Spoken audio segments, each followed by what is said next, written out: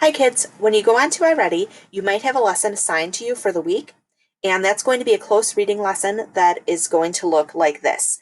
If you do not have an assigned lesson, you're just going to keep working on iReady and do a lesson a day like you were doing when school was in session. The difference with the close reading lessons is that we're assigning you one a week instead of one a day because they're really long. Some of them are 60 minutes long. Some of them are almost 80 minutes long. That's too long for one day. We do only want you doing about 20 minutes of iReady a day. So there's a couple ways you can break that down, which I'll talk about in a minute. But I wanted to show you what it looks like when you get to these close reading because it looks really different than anything else in iReady. And I think it kind of scares some kids away.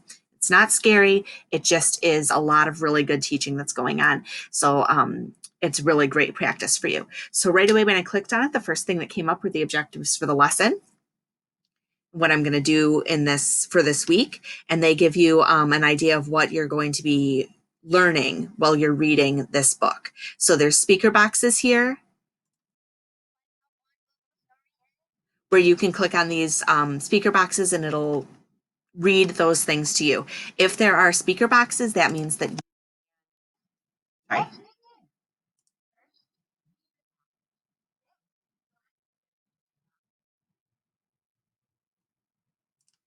If there's a speaker box, it means it will read it to you. So make use of those speaker boxes. There's also times where it's going to want you to click on something to make it work. Like right now, it's waiting for me to click this arrow, so it'll go to the next page. On this page, there's speaker boxes for the title, the author, and each one of the paragraphs.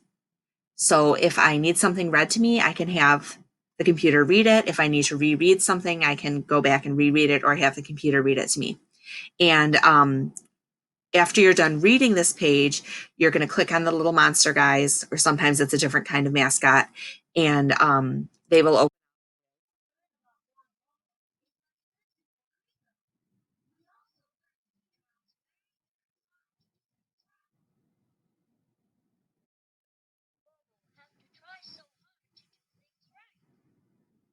So they come up with a question, and the question is about the text. That's why they leave it up here on the screen for you. So if you need to go back and reread it, if you need to look up where the answer is, it's right here for you.